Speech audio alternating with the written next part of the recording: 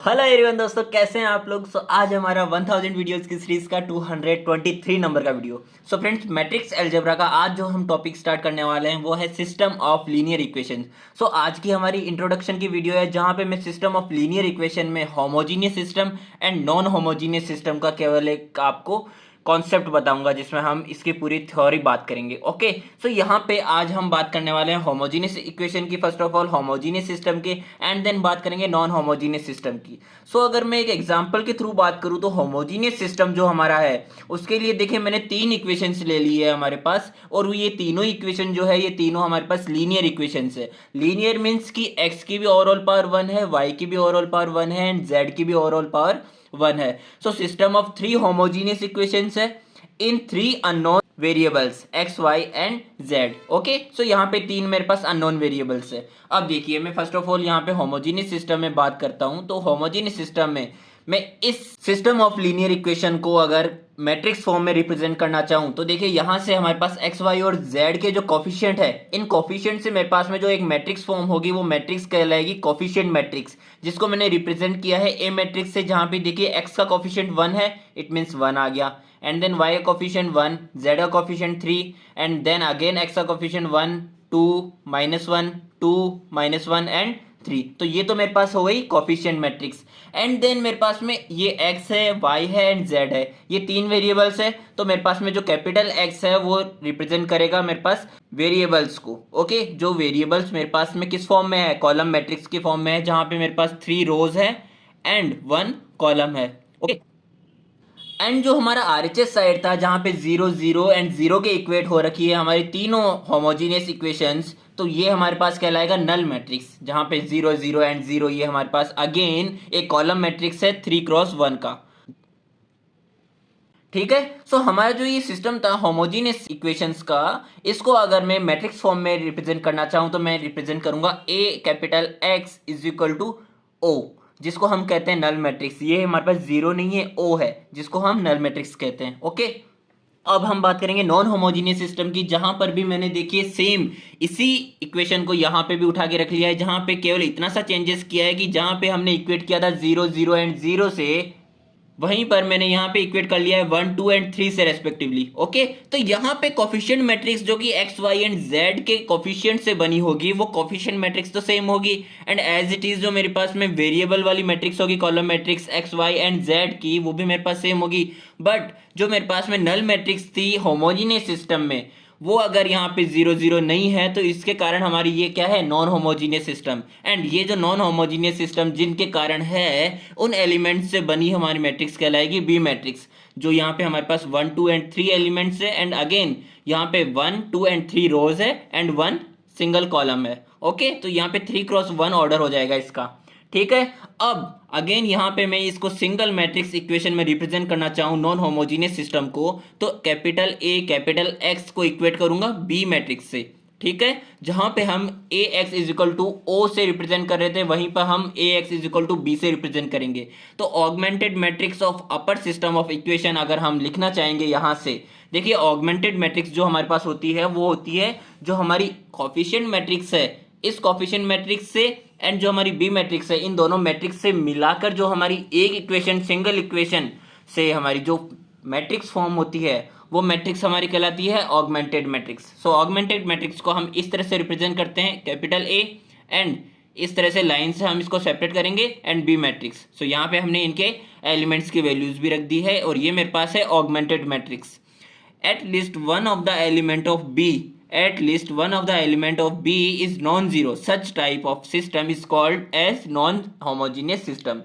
यही बात हमने बोली थी कि यहाँ पे हमारे पास में 1 2 एंड 3 दिया हुआ है, इसके कारण अगर हमारे पास ये नॉन होमोजीनियस सिस्टम कहला रहा है, जहाँ पे हमारे पास 0 0 0 थे तो ये हमारे पास होमोजीनियस सिस्टम कहलाता था। ठीक है, तो इनमें से मेरे पास में से कम एक जो एलिमेंट है इन तीनों में से वो हमारे पास नॉन जीरो होना चाहिए। ठीक है, आती है इतनी बात समझ में नॉन होमोजीनियस सिस्टम होने के लिए। ओके, अब हम बात करते हैं इनके सॉल्यूशंस की। फ्रेंड्स देखिए मैंने इस तरह से एक ही पेज पे समराइज कर दिया है होमोजीनियस सिस्टम को भी एंड नॉन होमोजीनियस सिस्टम को भी, जहां पर हमने इन दोनों के जो हमारे पास में केसेस बनते हैं, unique solution, trivial solution, infinite solution, and again इसी तरह से नॉन होमोजीनियस सिस्टम के लिए भी इनको भी समराइज कर दिया है। ओके, फर्स्ट ऑफ ऑल हम बात करते हैं होमोजीनियस सिस्टम की। सो देखिए पहली चीज तो यहीं पे कि capital A capital X is equal to O से रिप्रेजेंट किया था हमने होमोजीनियस सिस्टम को लास्ट पेज पे, and capital A capital X is equal to B से हमने रिप्रेजेंट किया था नॉन होमोजीनियस सिस्टम को। अब अगर मैं होमोजीनियस सिस्टम की बात करूँ तो होमोजीनियस सिस्टम में मेरे पास जितने भी केसेस बनते हैं सॉल्यूशन के, ये सभी कंसिस्टेंट सिस्टम को रिप्रेजेंट करते हैं। एंड अगर इसी तरह से अगर नॉन होमोजीनियस सिस्टम की बात करेंगे तो वहां पे consistent as well as inconsistent दोनों ही हमारे पास में सिस्टम देखने को मिल जाएंगे। ठीक है, सो होमोजीनियस सिस्टम में अगर हमारे पास में यूनिक सॉल्यूशंस की बात करता हूं मैं, तो देखिए unique solution and trivial solution, इन दोनों के केस में मेरे पास में जो डिटर्मिनेंट ऑफ ए होगा, जो हमारे पास में कोफिशिएंट मैट्रिक्स होगी, इस कोफिशिएंट मैट्रिक्स का determinant value doesn't equal to zero होगी। Okay, and as it is अगर मैं इनफाइनाइट सॉल्यूशन के लिए बात करूं तो हमारे पास में जो डिटर्मिनेंट ऑफ ए होगा, जो कोफिशिएंट मैट्रिक्स की डिटर्मिनेंट वैल्यू होगी, वो इक्वेट होगी जीरो के। ओके, सो यहाँ पे जब हम यूनिक सॉल्यूशंस की बात करेंगे तो हमारे पास में जो रैंक ऑफ ए मैट्रिक्स होगी, rank of coefficient matrix equal होगी ऑर्डर ऑफ ए के, तब हमारे पास में ये यूनिक सॉल्यूशन कहलाएगा, जहां पे नंबर ऑफ इक्वेशंस इक्वल होगी नंबर ऑफ अननोन्स के। ओके, हमारे पास अगर तीन इक्वेशंस है तो वहां पे तीन ही अननोन होंगे, जैसा कि हमने लास्ट पेज पे डिस्कस किया था।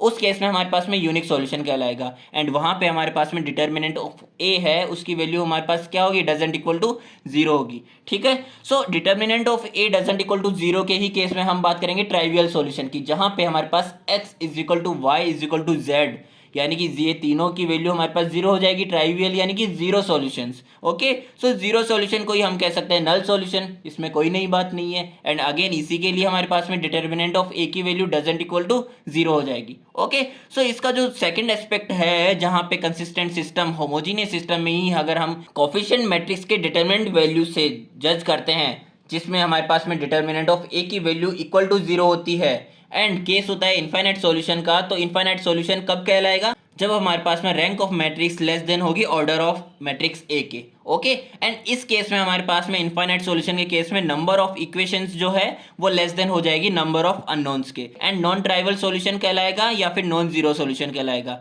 यहाँ पे हमारे पास में जीरो सॉल्यूशन कहला रहा था, नल सॉल्यूशन कहलाता था, ट्राइवियल सॉल्यूशन कहला रहा था, तो ये हमारे पास में नॉन ट्राइवियल सॉल्यूशन कहलाएगा। ठीक है, एंड अब हम बात करते हैं नॉन होमोजीनियस सिस्टम की। सो नॉन होमोजीनियस सिस्टम में देखिए हमारे पास में क्या क्या चीजें हैं नॉन होमोजीनियस सिस्टम।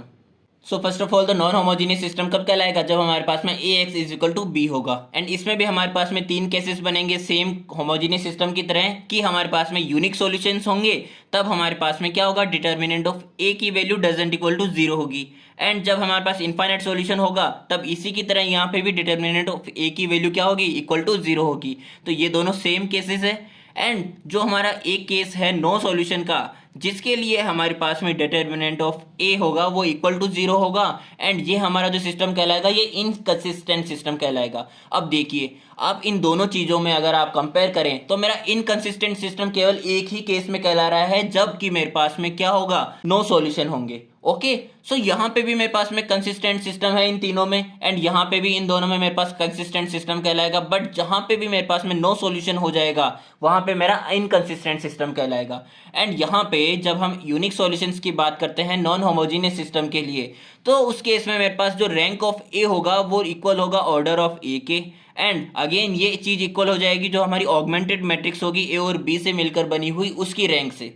ठीक है, और इस केस में जब हमारा यूनिक सॉल्यूशन कहलाएगा तो यूनिक सॉल्यूशन के केस में हमारा नंबर ऑफ इक्वेशंस इक्वल हो जाएगी नंबर ऑफ अननोन वेरिएबल्स के, जिसको हम एन से रिप्रेजेंट करते हैं। ठीक है, तो हमारी जो नंबर ऑफ इक्वेशंस है, यानी कि मान के चलिए हमारी नंबर ऑफ इक्वेशन 3 है, तो हमारे जो नंबर ऑफ अननोन वेरिएबल है वो भी 3 होंगे।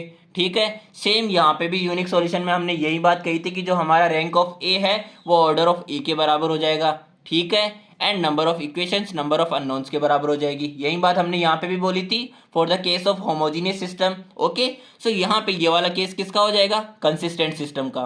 ओके, अब बात करते हैं इनफाइनाइट सॉल्यूशन के लिए। सो इनफाइनाइट सॉल्यूशन में देखिए हमारा जो रैंक ऑफ ए होगा वो लेस देन किसके होगा, एन के लेस देन होगा, एन हमारे पास क्या है, number of unknown variables, and इस केस में भी मेरे पास में जो रैंक ऑफ ए होगा वो इक्वल हो जाएगा rank of augmented matrix A और बी से मिलकर बनी हुई ऑगमेंटेड मैट्रिक्स के इक्वल हो जाएगा। बट यहाँ पे मेरे पास अलग क्या है, अलग ये है कि हमारा जो रैंक ऑफ ए है वो लेस देन होगा नंबर ऑफ अननोन वेरिएबल्स के, जहां पे मैं जो एक अलग चीज आपको बताऊंगा जिससे आप आइडेंटिफाई कर सकते हैं इजीली कि आप जब एडजॉइंट ऑफ ए को मल्टीप्लाई करेंगे बी मैट्रिक्स से तो हमारे पास में इक्वल होना चाहिए जीरो के। तो अगर जीरो के इक्वल आ रहा है तो मेरा कंसिस्टेंट सिस्टम है। ओके, सो देखिए, अगर आपको एडजॉइंट ऑफ ए से रिलेटेड भी मेरी वीडियो देखनी है तो आप टैब पे क्लिक करके देख सकते हैं, वहां पे मैंने अटैच कर दी है। ओके, अब हम बात करते हैं नो सॉल्यूशन की। नो सॉल्यूशन में जब हम बात करेंगे रैंक ऑफ ऑगमेंटेड मैट्रिक्स, वो हमारी डजंट इक्वल हो जाएगी रैंक ऑफ ए के। ओके, सो यहाँ पे मेरा जो एडजॉइंट ऑफ ए होगा उसका multiplication with B matrix doesn't equal to zero होगा, जिसके लिए इनकंसिस्टेंट सिस्टम कहलाएगा। ओके, सो ये था हमारा आज का वीडियो। और इसी वीडियो को अगर आप केवल फोटो के फॉर्मेट में ही देखना चाहते हो तो फोटो के फॉर्मेट यानी कि नोट्स के फॉर्मेट में आपको डिस्क्रिप्शन में लिंक मिल जाएगी। एंड अगेन, इनसे आगे जो मेरी वीडियोस आने वाली है उन वीडियो में हम इनसे रिलेटेड काफ़ी सारे क्वेश्चंस पे भी बात करेंगे। So thank you so much देखने के लिए, मिलते हैं हमारे नेक्स्ट वीडियो में।